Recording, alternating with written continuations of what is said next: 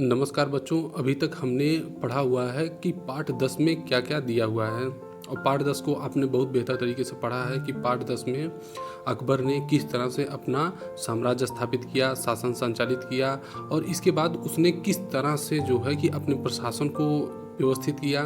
प्रशासन को व्यवस्थित करने के साथ ही साथ उसने सबसे बड़ी बात कि वो आम जनता में इतना लोकप्रिय शासक था कि हर कोई चाहता था कि अकबर जैसा शासक हमें मिले हर समय, क्योंकि वो जो है कि ना तो धार्मिक रूप से जो है कि कट्टर था, ना ही वो जनता पर अधिक कर वसूल करता था। तो इस तरह से वह जो है एक लोकप्रिय शासक भी था। फिर समय समय पे आप देखेंगे कि हिंदुओं को बहुत सारी वो सहायता देता है, हिंदुओं को ऊंचे ऊंचे पद देता है। तो इस तरह से उसकी लोकप्रियता और भी बढ़ जाती है।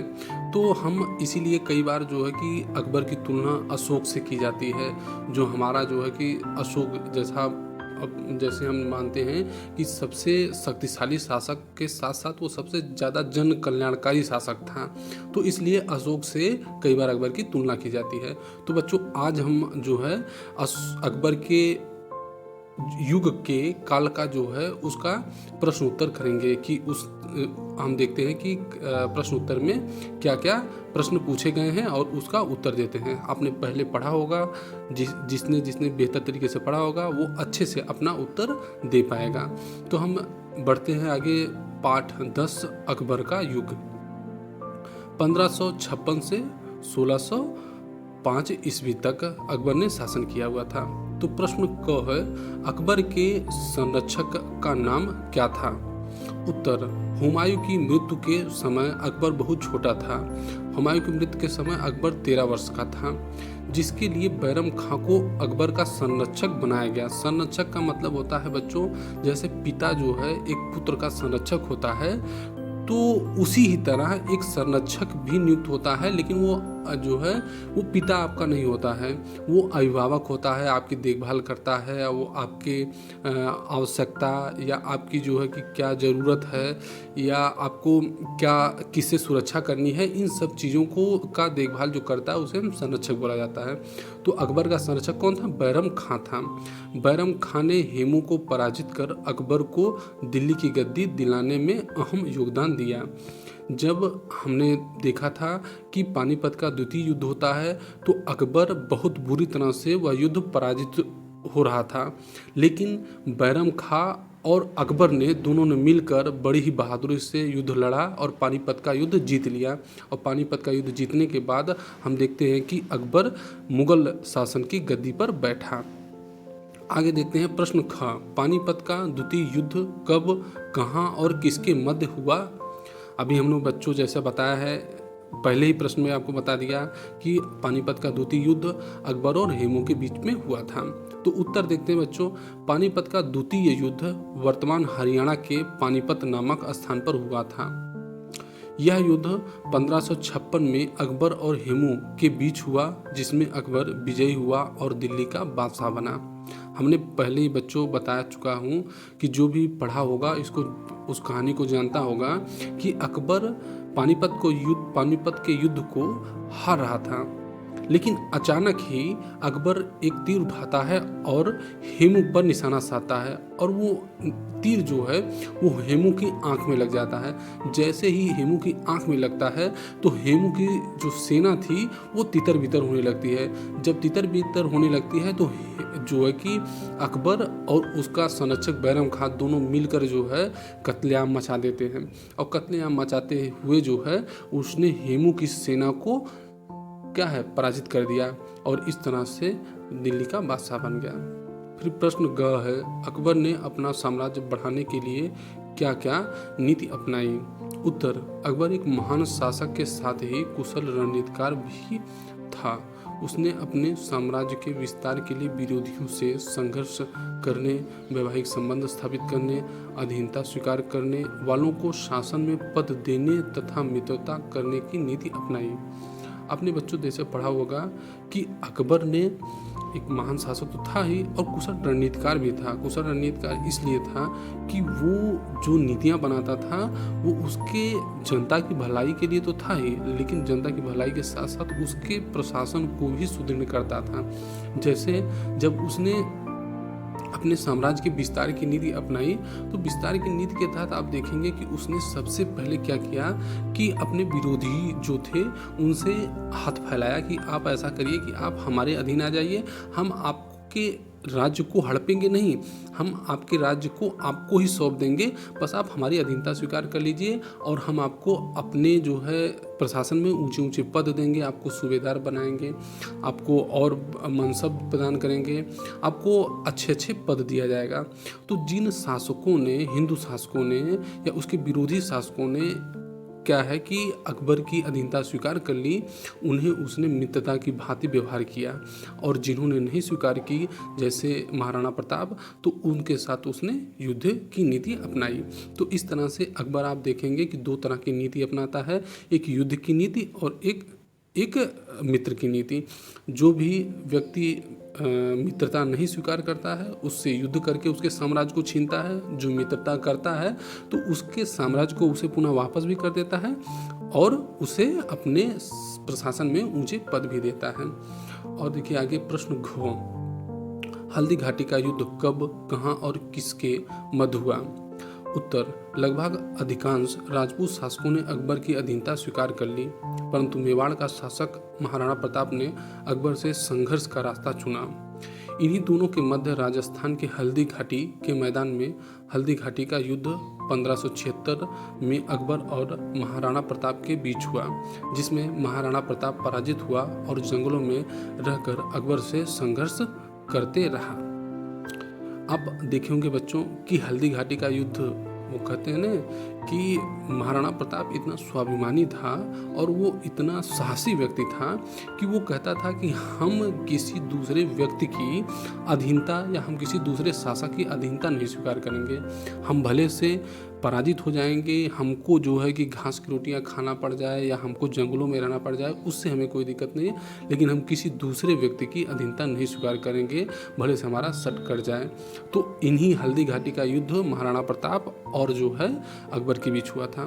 हमने पहले बच्चों आपको पहले बताया हुआ था कि आमेर का राजा, फिर जो है कि बीकानेर और बहुत सारे जो है कि राजपूत शासकों ने अकबर की अधीनता स्वीकार कर ली थी, लेकिन केवल एक राजा जिसका नाम क्या था, महाराणा प्रताप, जो मेवाड़ का शासक था, उसने अकबर की अधीनता नहीं स्वीकार की थी, तो उसे युद्ध के माध्यम से वो पराजित करता है। तो अब देखिए इस तरह से, जैसे इससे पहला वाला क्वेश्चन था उसको भी आप हल कर सकते हैं कि एग्जाम्पल के रूप में दे सकते हैं कि महाराणा अकबर ने दो तरह की रणनीतियाँ अपनाई।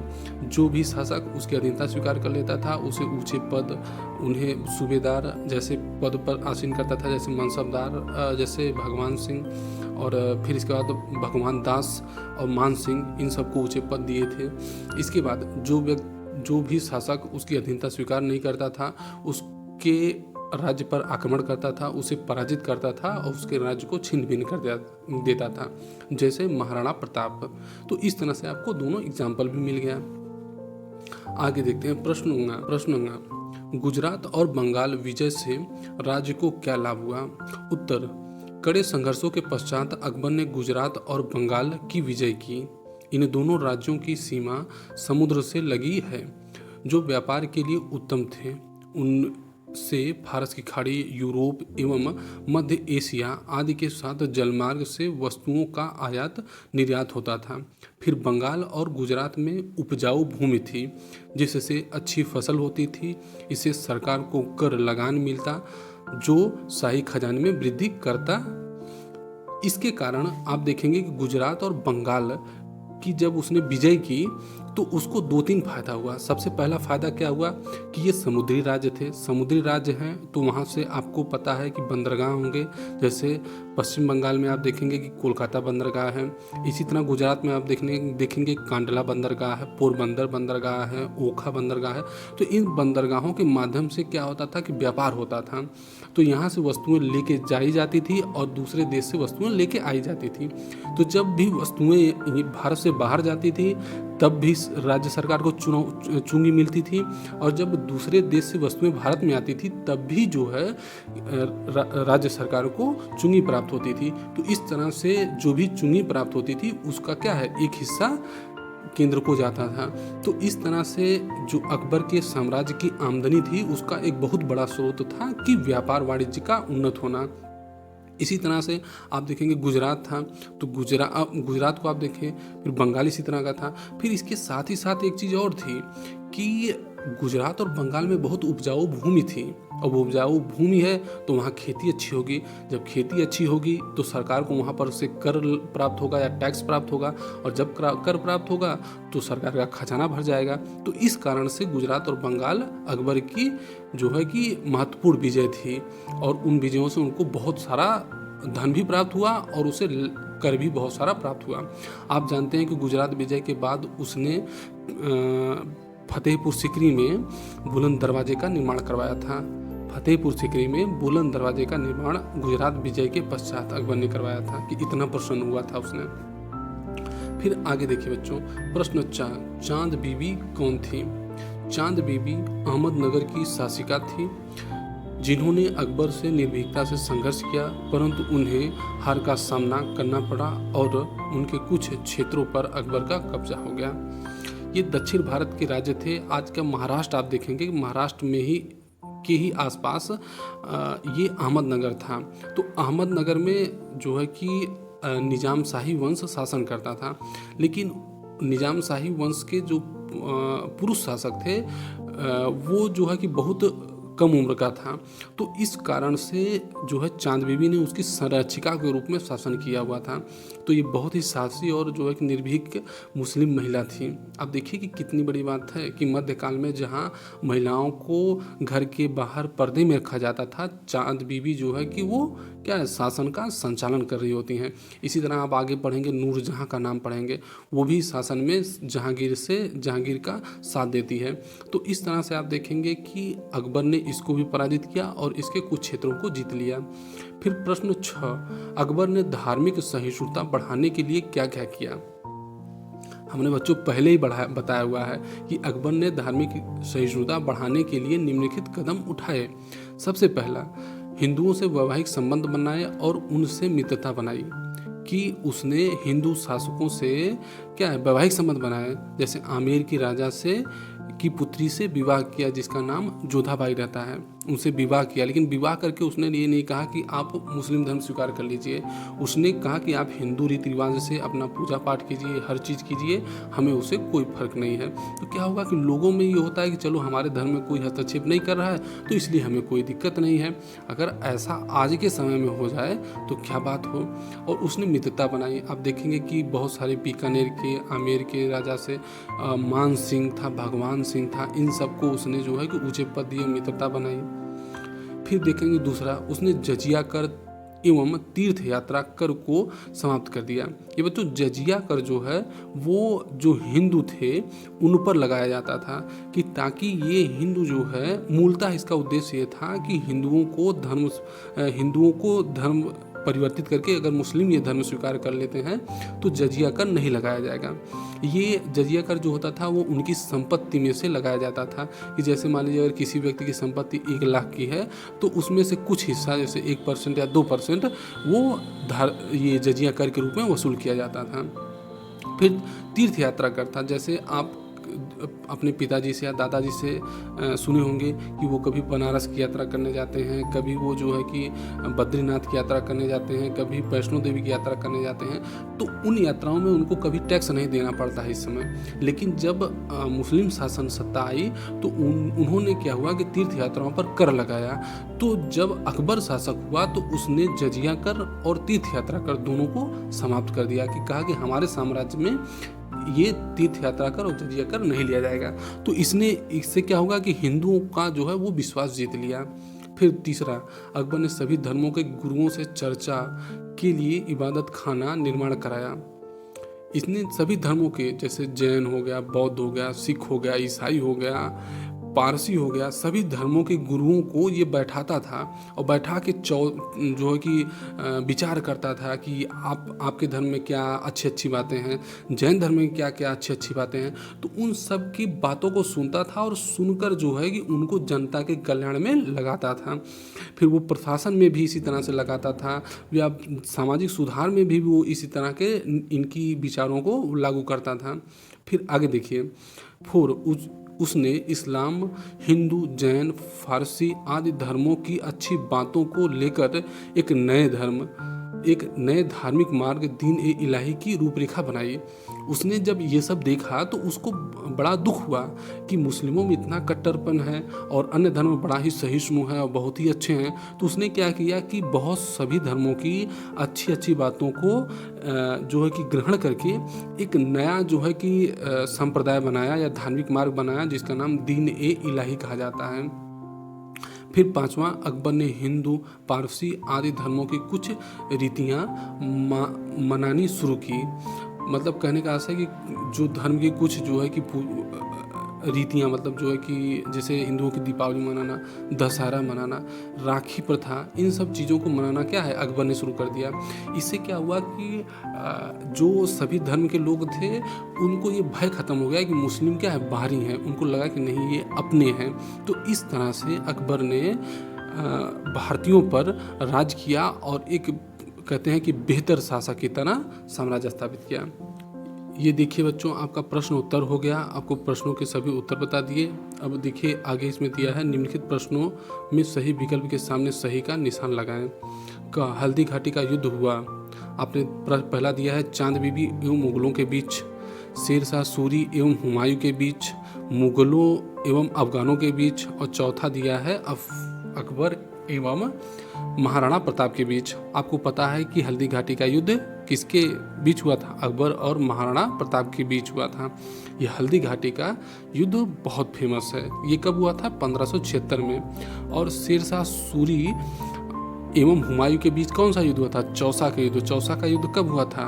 1539 में। और जो कन्नौज का युद्ध हुआ कब हुआ था? 1540 ईस्वी में। तो ये हो गया। फिर इसके बाद फतेहपुर सीकरी का निर्माण कराया।